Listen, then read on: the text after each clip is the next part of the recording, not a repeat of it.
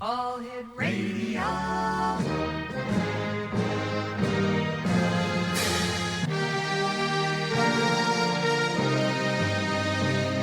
Welcome to the X Zone, a place where fact is fiction and fiction is reality. Now, here's your host, Rob McConnell.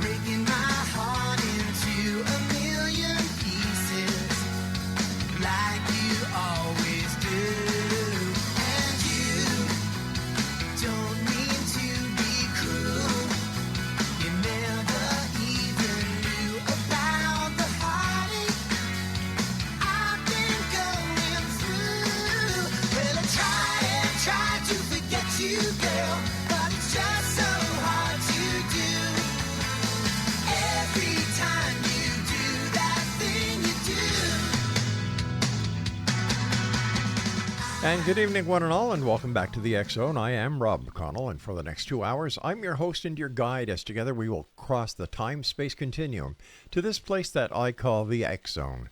It's a place where people dare to believe and dare to be heard. It's a place where fact is fiction and fiction is reality.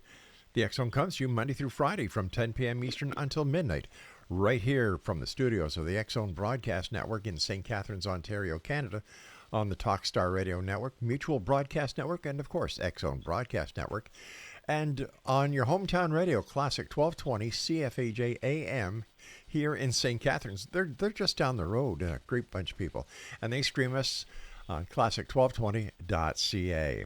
If you'd like to send me an email, xzone@xzoneradiotv.com, and on all social media sites, Xzone Radio TV. My first guest tonight is a young lady I've had the pleasure of knowing for a number of years. Her name is Pat Heydlauff, and we're going to be talking to Pat about her new book entitled Conversations with Thoth. We're also going to be speaking to Pat about spirituality, enlightenment, and Feng Shui. Feng Shui. God will get me for that one. If he doesn't, Pat will. From Vero Beach in Florida. Joining me now is Pat Heydlauff. And Pat, welcome to the X Zone. Welcome back, I should say. Thank you, Rob. It's always a pleasure to be there and to hopefully enlighten some of your listeners. I'm sure you do. You will, Pat. And Pat, for the listeners who may not have had the opportunity of hearing you before here on the X Zone, tell us a little bit about yourself and what put you on the path to finding wisdom, truth, and unconditional love, and sharing it with the people that read your wonderful books. You know, it began actually a number of years ago when I was still in the corporate world, traveling from coast to coast in California to Washington, D.C., and I was like getting burned out. It was just way too much, and eventually after about 10 years of that, I realized this cannot go on, and I started searching for ways to deal with the stress, the chaos, just the wear and tear on my life and my family. And I started with Feng Shui, actually, is the method that intrigued me the most. In fact, when I heard my first speaker, and of course I was in California at that time, Feng Shui was everywhere. So I had an opportunity to listen to a number of masters, and I took to it like a duck to water. It just made me feel so good inside. And soon, as I started to practice it, I discovered how much more peaceful my life became. My home became a sanctuary, a place where the outside world didn't bombard me, didn't barrage me. And then I started to get busy again, not paying attention to what I had created in my home. Mm-hmm. I had a bad injury in 1997, which left me blind in one eye. Oh, I'm sorry. Yeah, thank you. But boy, was that a message to myself that you have to pay attention to what's going on in your life, or you're going to continue to repeat these kinds of things. Go back to your quiet, into that sanctuary that you created. And that's what actually began my spiritual journey, because the quieter I became, the more in tune I became, first of all, with myself, then my inner self, and then my higher self. And that then led me to a much deeper study of Feng Shui and spirituality, and how to move your life from chaos to order, how to create calm and peace, even if the world is falling apart around you. And then along the way, I managed to pick up the moniker, or also known as the Renaissance Woman, because of my very bright outlook on the future as to what we should be looking forward to, not always looking back at everything that went wrong in our lives. So that's kind of where I began. Pat, for our listeners who may not have any idea what Feng Shui is, how would you best describe it? To me, Feng Shui is simply the use of positive energy in your personal world. That can be your internal personal world, that could be your physical surroundings or your office. You use positive energy to bring about desired results, and it can be something as simple as too much clutter in your space, things that aren't put away or aren't orderly, or the colors on the wall aren't supporting you. But it's all about the flow of energy and the flow of your focus.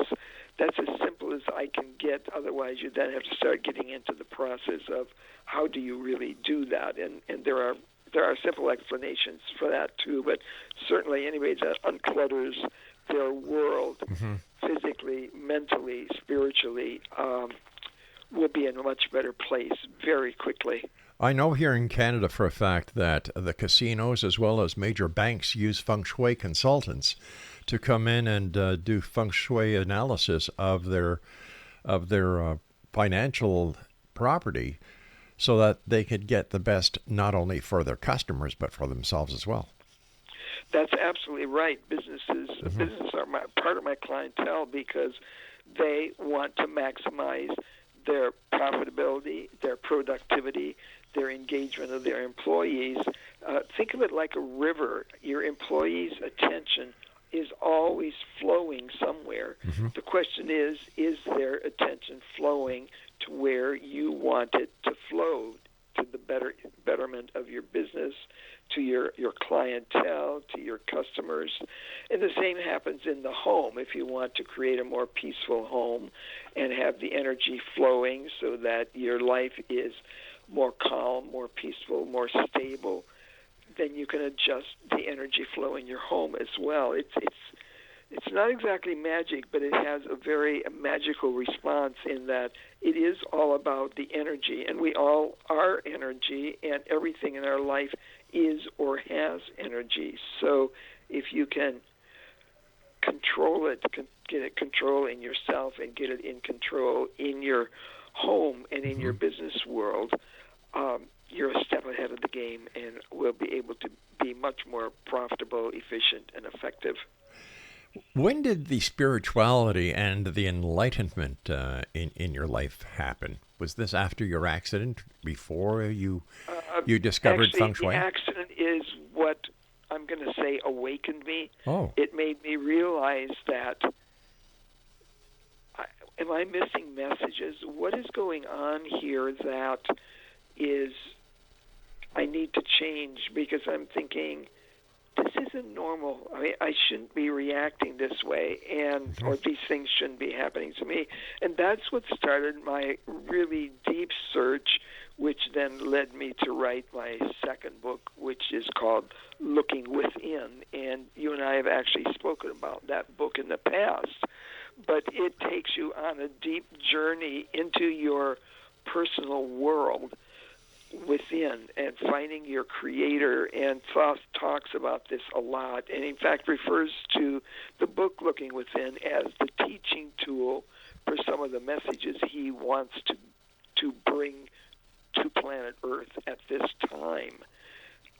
So the deep spirituality, you can go about spirituality in a number of ways, but you can start by simply meditating.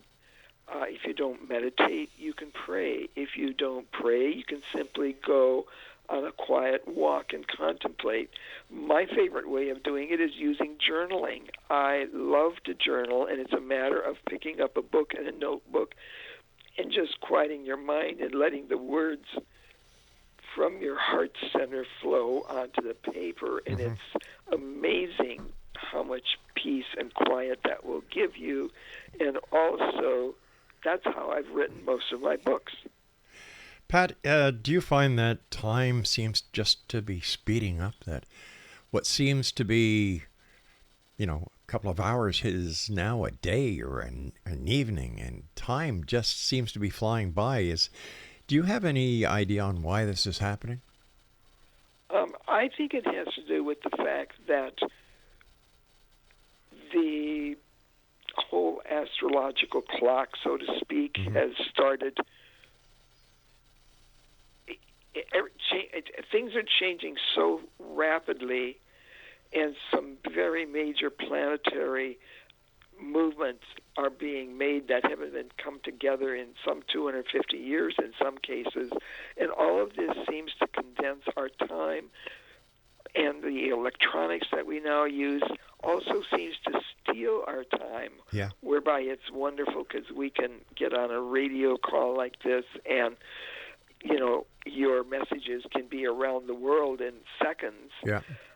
But it still is a big time component out of people's lives if they get on their phones and they're flipping through social media and all of the time they spend not with people and not with others in human interaction. It makes the time just fly by. I've said this many times on the show that Laura and I have gone to restaurants, we sit down and we do something called talking. Yes. And you look around and there'll be families sitting at a table in the restaurant and they all have their iPads out or their iPhones and nobody's talking to anybody anymore. There's no communication. Yeah, isn't that interesting? I mean, even if there's children there, they're texting each other on the phone instead of looking at them, looking face to face and just chatting. And this is going to be, and I believe already is, a huge problem to our corporate world and also to our communities because there is this total lack of interaction, face-to-face action. And that's why schools create these safety zones and colleges shut their classes down for a day if their elections didn't go the way they wanted. I mean, this is not the way humanity was intended to live. Humanity is meant to support each other, meant to be a community as such and share experiences and share the commonality of being a human at this moment in time on planet Earth. Pat, stand by. You and I have to take our first break. Indexo Nation, our guest this hour is Pat Heydlauff. And if you'd like to find out more about Pat, visit her website, www.patheydlauff.com. That's Pat Heydlauff. And we'll be back on the other side of this break as we talk to Pat about her book, Conversations with Thoth, Your Pathway to Wisdom, Truth, and Unconditional Love.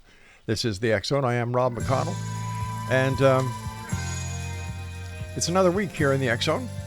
Who knows what will happen this week? Last week we had the big ha-ha about the congressional hearings with those 4 witnesses who really didn't talk much about anything that nobody already knew about. But it's another week. Let's see what happens. I'll be back on the other side of this break. Don't go away.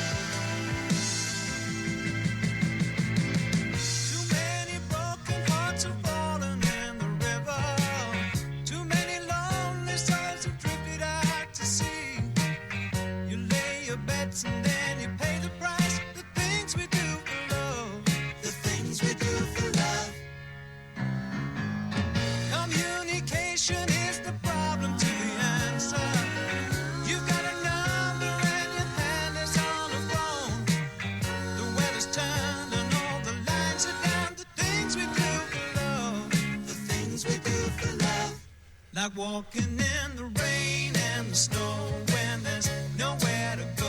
When you're feeling like a part of you is dying and you're looking for the answer in her eyes. You think you're gonna break up. And welcome back, everyone. Pat Heydlauff is our special guest this hour. And she is the author of Conversations with Thoth, Your Pathway to Wisdom, Truth, and Unconditional Love. Pat, you say that your book entitled that you've had conversations with Thoth. Can you elaborate on how these communications took place?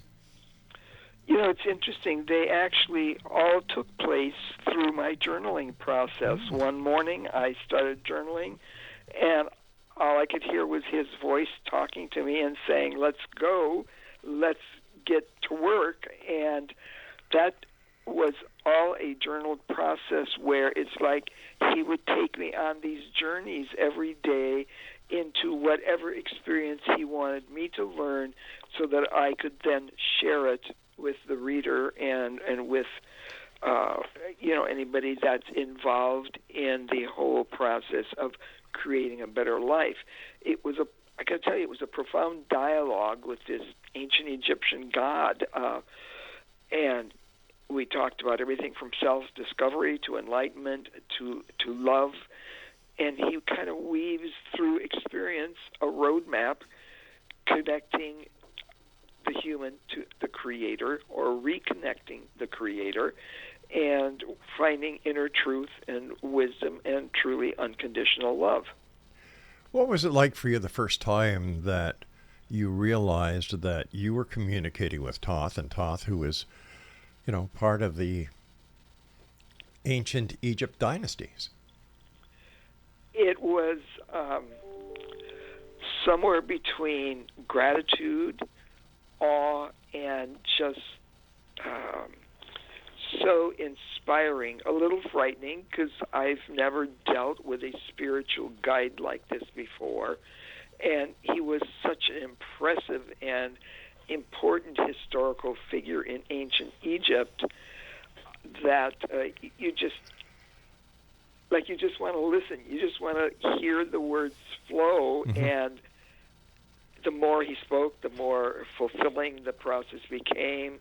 In fact, we spoke for at least a month before I realized I was actually writing a book. And that's when I started to realize, I really need to pay attention. Not that I wasn't already awestruck in doing so, but the more he talked about the meaningful connection with the Creator and the divine journey we were on and the transformative insights, they just continue to resonate with my heart center, and I just got really excited about following this journey to conclusion. Pat, why were you so intent on speaking with Thoth in particular? It's a hysterical story. When I was about 12 years old, somebody gave me a gift, an old Golden Books gift. If you remember the Golden Books, that's what children had. I certainly do, yeah. Yes, and this one was an oversized one, and as I flipped open this magical book, it had the Great Pyramids in the sort of the centerfold, I guess, and I just thought, wow, I was like really drawn to them, and I'm thinking, wonder what the inside looks. And of course, then they showed the tunnels. It was a cutaway, and then my eyes eventually floated to the bottom page of the book, where I noticed all of these unusual characters. They looked like people, but they had the heads of animals or birds. And Thoth was one of them. He was the one that always looked like an ibis. And I never saw an ibis before, because at that time I lived much closer to where you live right now in cold country. And finally, once I moved to Florida, I'm blessed because they're outside my window often. But I just was drawn to him, and I never let go of that magic that seemed to happen. It's like the pyramids and he were calling me. And this literally stayed with me all my life. I'd watch documentaries on it. I'd watch the History Channel for anything I could find on it. I'd traveled to the museum in New York one year. I was on business there, and I was able to see the Tutankhamun exhibit. So it just was drawing to me. And then the older I got, the more spiritual I became, the more I realized he was the God of wisdom and knowledge. He had a lot of other titles, but specifically that was one of his things, and he created this library of wisdom and knowledge, and I kept realizing that's what I needed in my life. I needed to find that ancient wisdom, and he brought it to me. He realized I was seeking, and he decided I was the person that could write through him to give that message of hope and peace and a better way of living to modern-day humanity. Pat, is it possible that you had a past life with Thoth and that he was part of your history? I believe in past lives, and so I'm going to answer that simply as yes.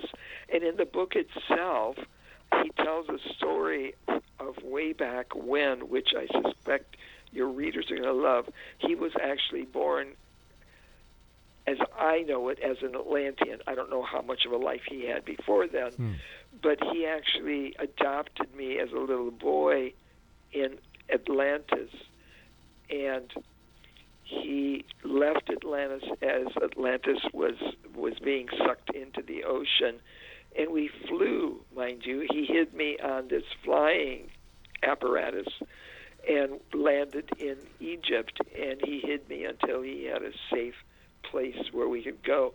I eventually became a scribe, and he taught me, sort of mastered me in that process.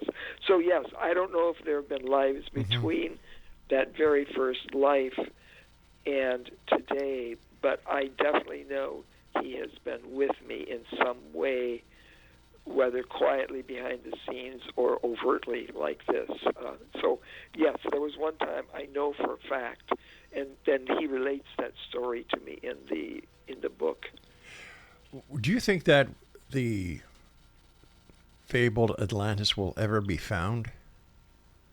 Yes, I believe it will be found, and there's some recent studies out that point to the fact, I don't know if you've read it, I just saw this very recently, where they are beginning to suspect that part of Atlantis was outside of Gibraltar to the east and around the edge of northern Africa, just a little bit, because they could see them from the space stations that have taken pictures, where they can see indentations of what looks like the circles and some of the rivers and stuff that surround the city. Whether that's going to turn out to be totally true or not, I don't know. But I believe the day will come when they will find Atlantis, and it's simply going to continue to change the way we look at the world and think about how it was created. Right.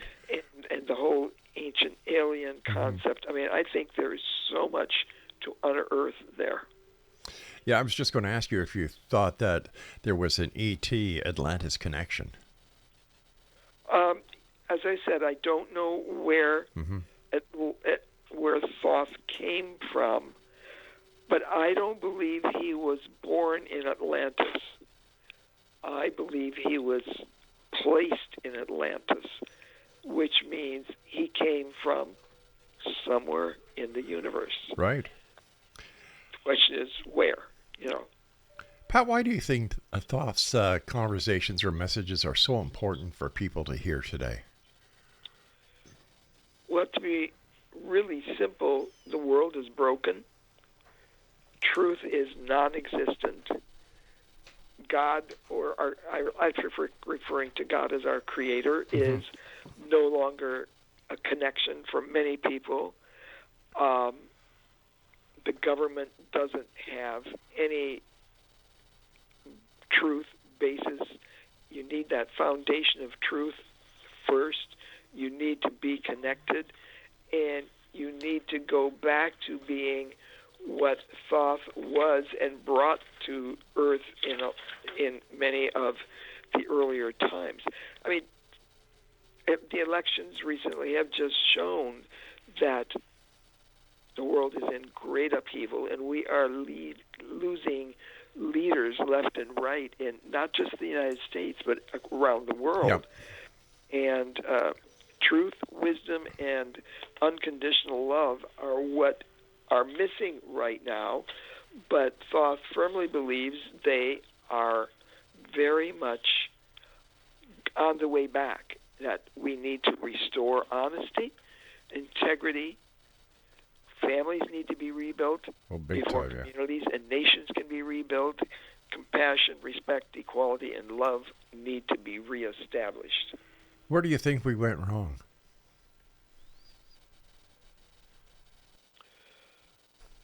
I think this has been going on, Rob, for perhaps thousands of years.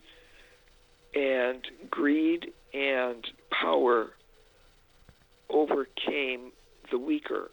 And the more people had greed and power and control on their mind, the more that grew.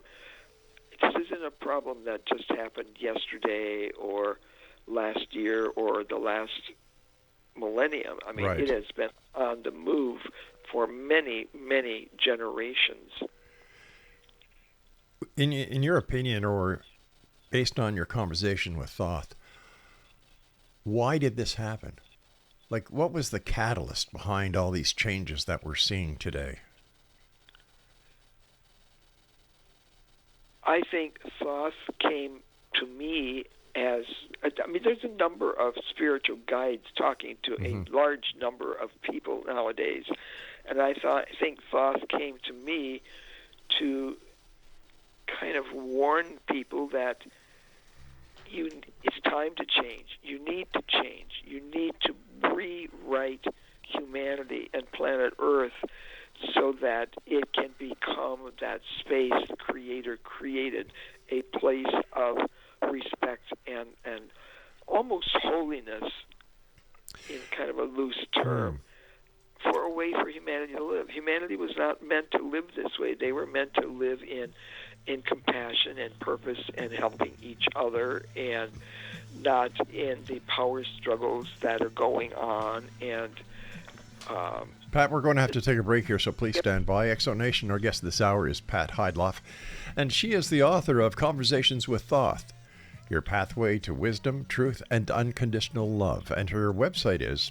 www.patheydlauff.com. And we'll both be back on the other side of this break as we continue this very interesting conversation with our very special guest. And you're listening to us right here on the X-Zone Broadcast Network, Talkstar Radio Network, Mutual Broadcast Network, and on your hometown radio, Classic 1220, CFAJ AM, and streaming, classic1220.ca. The things we do for love, like walking in the rain and the snow when there's nowhere to go, when you're feeling like a body.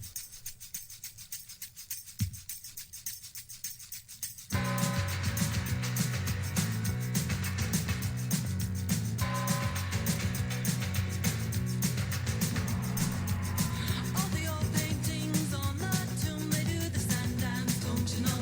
If they move too quick, they're falling down like a domino. All the buzz are men by the Nile, they got the money on a bet. Gold crocodiles, they snap their teeth on your cigarette. Foreign types at the hookah, I say.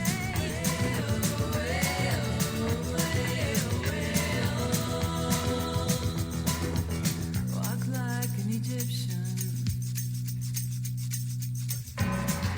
Welcome back, everyone. Pat Heydlauff is our special guest, and we're talking about her book entitled Conversations with Thoth, Your Pathway to Wisdom, Truth, and Unconditional Love. And Pat, based on what you learned from Thoth, what is needed for families, communities, and nations to thrive today? Thoth was really strong on the family and the fact that we've lost the family, so to speak.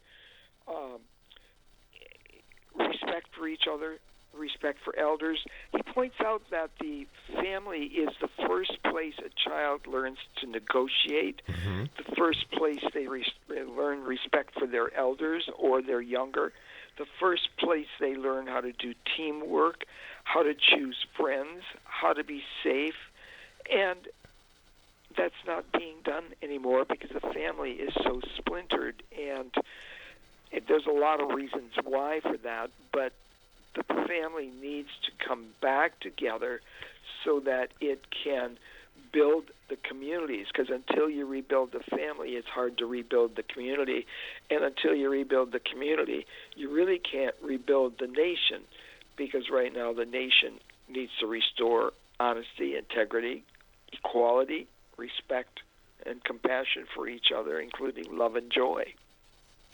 That is so true. What role does creativity play in helping people open their hearts to connecting with others with a Thoth message? That's where I began. I started painting when I left my corporate career along with the Feng Shui, and it's when I found myself at the easel, I could hear God's voice. And I was told then, and Thoth reconfirmed, that creativity is the key to opening the human heart so it can connect with the Creator, keeping in mind that the Creator, God, is the master of creation. Without it, there would only be void. But it is the easiest way then for humanity to reconnect with their Creator, because their heart is steady and quiet when they're doing something creative, and they're no longer in their left brain logical side, which blocks out that connection to the Creator. There are many who believe, Pat, that there is a negative alien presence that has been working with the negativity and the evil forces that we people here on Earth have called over the years Satan, devil, lost angels. Is it possible that we're being led down the garden path and we have to realize what the true alien agenda is in order to work with Thoth and to work with others on the positive spiritual plane to get us back where we belong, to get us grounded again? You know, it's possible. Thoth doesn't speak about that very much, but he does speak a lot about the fact that every human is born with a purpose. They may not know it, they may not know it exists, they may even ignore it, but every person is born with a purpose, a spiritual purpose, not just a human purpose, like not just your job, but something you are to do to leave the earth as a better place. And until you reconnect with your Creator, it's hard to find that task. And the more people that can find that task and reconnect with the Creator, the stronger the energy becomes for the good overcoming the evil. And I'm certainly not going to say, no, there isn't what you're describing, but Thoth focused very much more on how do we overcome even the evil that may be in our heart because of things that happened years ago that we didn't understand at the time. So yes, it's possible, but Thoth prefers to look at the way to solve it, not the way to accept it as it is, because it can change. Change is coming. But isn't it necessary for us to know who our enemies are and what they possess as far as how they can undermine us, how they can lie to us, how they can deceive us, how they can get us away from the truth about our Creator and our beginnings? Isn't this necessary? I don't think it's looking down at the path. I'd look at it as a good offense is a strong defense. You're right. I agree with you. A good defense is a strong offense. But the only way you're going to be able to figure out if that's what's happening to you is if you know the truth. And you don't know the truth. You only know what you're being fed or told until you reconnect with the Creator. But how do we reconnect with the Creator? That can be a simple process. You don't have to fear. You can do it through meditation. You can do it through journaling. You can do it through quiet time. The trick is to silence your mind and listen for that voice. And when that voice speaks to improving your highest good and the it does not bring harm to someone else. You know you're hearing it from either a spiritual guide or you know you're hearing it from the Creator. And if you want a simple way to drop into space like that, light a candle, stare at the flame, and just be silent. You will get there. You will start to hear that voice within. And as long as you know that voice within is speaking good for you and for mankind, you know you have the right voice. It sounds like it's almost scrying. Like it's almost crying? Scrying. You know, when you light a candle in a darkened room, look in a mirror? Yes. Gotcha. Perhaps that could be a way of describing it. There's some magic about that candle flame because you focus on it. And when your intent is to focus on it, silence your mind and your heart so your Creator can speak, you allow that voice to come through. So that's one way to do it if people have trouble just manifesting. Or I encourage people to journal, sit down and just start writing, and the words will come. I understand that Thoth showed you many things not imagined in our world. What was one of the most surprising objects that he showed you that really impressed you, Pat? Well, one was our intergalactic trip we took. So different than what we see from SpaceX and what's going on our moon trips and stuff. I mean, the capsule that he refers to it as a transport, like we could travel to another galaxy in about 2.5 days. And some of the interesting things were we were like traveling in a living room with 15 people below us, traveling with us to another galaxy. And like 2.5 days to another galaxy is unheard of. The travel was very unique. The travel was very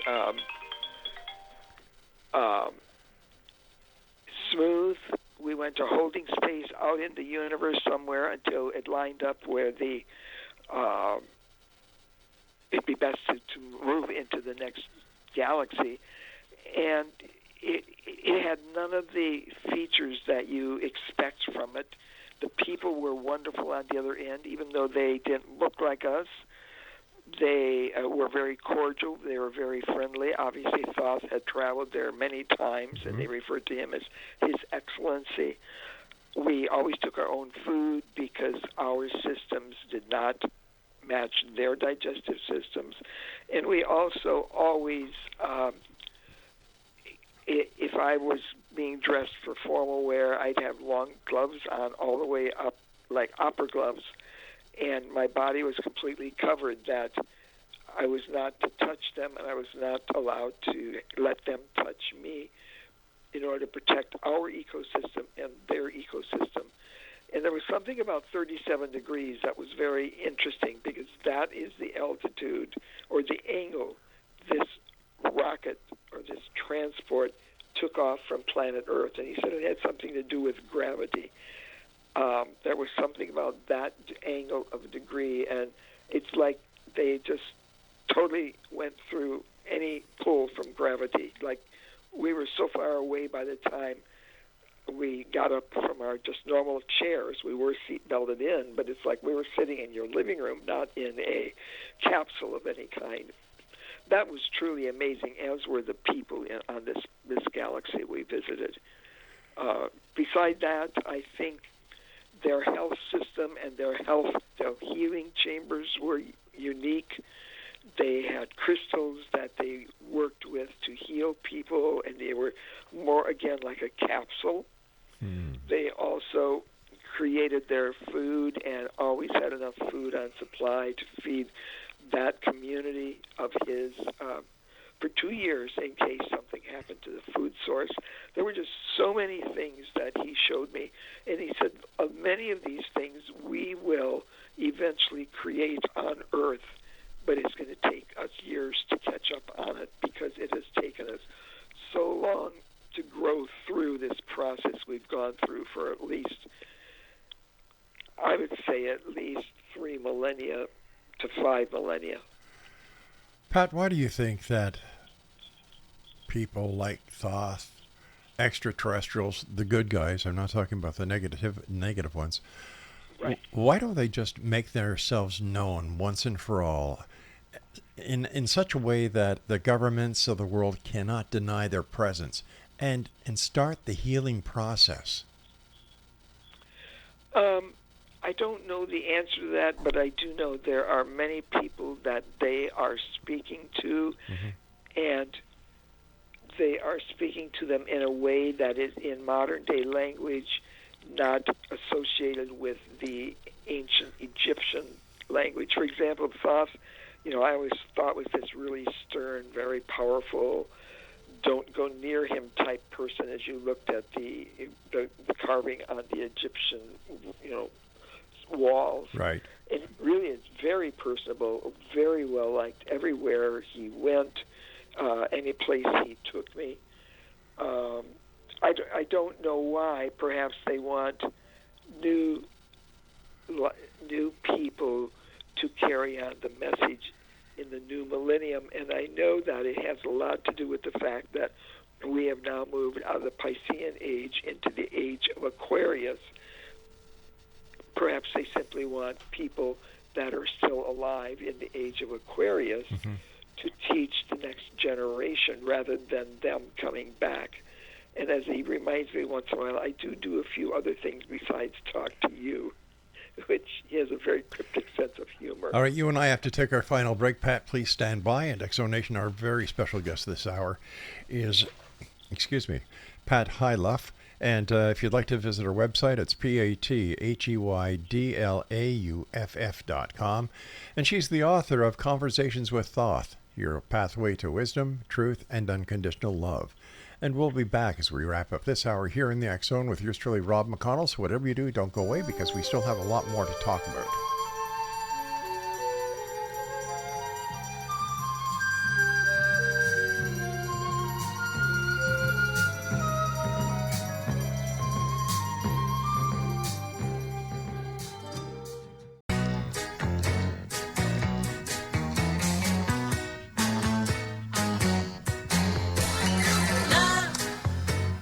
Love will keep us together. Think of me, babe, whenever some sweet talking girl comes along, singing a song. Don't mess around, you just gotta be strong. Just stop, 'cause I really love you. Stop, I've been thinking of you. Look in my heart and let love keep us together.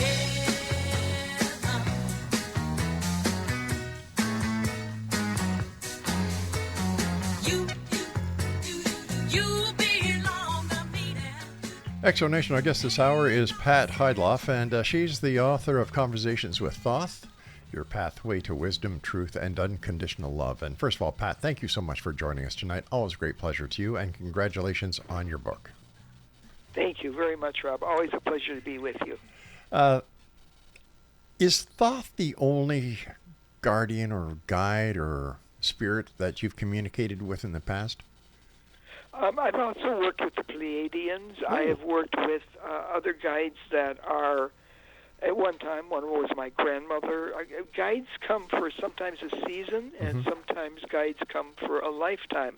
My grandmother comes and goes. I feel her presence more than her speaking to me. Whereas the Pleiadians, I had a dialogue with them much like Thoth, but it was more a teaching dialogue for me so that I could then translate it into maybe something down the road in another book. Do all the spirits that you communicate with, do they all have the same message? Do they have all the same goal for you? And do they all have the same message for the people on this planet? I think there is a lot going on right now. The veil is being removed on planet Earth between mankind or humanity and the universe. And with that in mind, I think there is a message of love, of change, of bringing back wisdom and knowledge and equality and respect for one another and respect for our planet. And I think those are general teachings that they're trying to bring back to planet Earth and to humanity. So, if you look at new books, you will see that a lot of those subjects of awakening, of manifesting, of reestablishing a relationship with your Creator seems to be running through a lot of people and a lot of voices. It's so that, the message is getting out there. No doubt about it. You and Thoth spoke about a lot of topics that you intersect with your other book, Looking Within. Now, how do these two books relate? Well, I suspect Thoth was also somewhat behind that book as well. But if I were going to describe all three of the books we spoke tonight about, Feng Shui is for the body, Looking Within is for the mind, and Conversations with Thoth is for the spirit, sort of like what the world can be and should become. So in Looking Within, I give much more instruction about how to meditate or how to journal, how to reconnect with your Creator. And then I was actually given 7 universal principles that the Creator wishes the world to follow, to put it back together. It's like what we've been doing for the last 2,000 years has just gotten worse and worse as time has moved on. And it's sort of like a new set of guidelines for how we should live once we've become part of this Aquarian age. And if we have just enough time, I'll quickly tell you they're about wisdom, respect for yourself and each other, honoring all, which is about, like, honor your pets, honor the earth, honor the trees, honor the water. Then equality. God made us all equal. The proverbial comment about we all bleed red is equality. It's a matter of us just being dressed in a different colored skin on the outside. Self-control, in other words, self-responsibility, truth, and then the 7th principle is finally love. And that sort of is a theme that I was given that runs through almost all lifestyles or all religious-type philosophies. Those 7 points you could find no matter whether you looked at Buddhism, Hinduism, Christianity, Judaism, whether you looked at the Native Americans, or you looked at the indigenous tribes. Those were all principles they all live by, and that's what the Creator wants us to go back to. Well, we can even say that they can be found in the 10 Commandments. Those are found in the 10 Commandments, but apparently the 10 Commandments, the way they are only partially working, and I think the Creator wanted to draw out of those 10 the ones that really need to be grasped for today and to start to rewrite this ship called planet Earth. Pat, what advice do you have for others who want to engage in journaling like you do? It's a wonderful art form.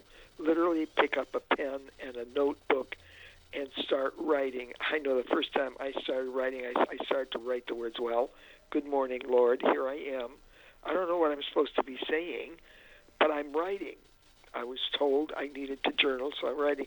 And that went on for a while, and then I started writing in prose, which is very interesting. And that prose became a book of mine in like 2009 called The Way We Go, where I merged verse and I merged artwork that I was given. But literally write every day, and eventually you will focus enough that you will start to hear that inner voice come through. It is a wonderful experience. How should people react when they first hear that inner voice? With gratitude. With great gratitude. Maybe some surprise, maybe some awe, You always have an aha moment, but with Right. great gratitude. Pat, what's your final message that you'd like to share with the X-Zone Nation tonight? Bring the family back together. Get connected with your Creator. And the more people that we connect and the more we can awaken the world, the sooner the transformation will happen, where we will be a world at peace. And back to my moniker, the Renaissance woman, I believe we're on the precipice of the beginning of a 200-year golden time, a golden era, a golden renaissance. I call it a renaissance of joy is coming. Well, that's because you're the Renaissance lady. Perhaps that's true, but I do believe we are on the beginning of great, great change in the world. Change in governments, change in healthcare, advanced technologies, the arts and creativity will become back into society, and right-brain creativity will become as important as left-brain logic, because that's where balance and harmony are achieved and peace reigns. That will be something to look forward to. Something like Yes. a Plutonian society again. Yes. I think of how many things you've been able to correlate just through the words and the messages Thoth has given me. Many. We're all saying the same thing. I love the fact that one of the major points that I was able to grasp from our conversation tonight was all you need is love. All you need is love. You bet. Absolutely. And when you reconnect with your Creator, you will find unconditional love. You know, I believe unconditional love is alive and well in these times. We just have to look for it. You know, That's right. You can see unconditional love in the face of a baby. You see unconditional love when your little fur baby, whether it's a puppy or a kitten, cuddles up with you. That's right. Love, right. love is all around us. I think that in this society and day and age, we're expecting it to be, well, so much more. You know, love in today's society is gauged by how much money you make, what kind of house you live in, what kind of vehicle you own, what kind of stocks you have, and where you intend on being in 10 years from now. To me, that's not love. That's definitely not love. Yeah. Love is looking in the eyes of a newborn baby Yeah. and seeing God.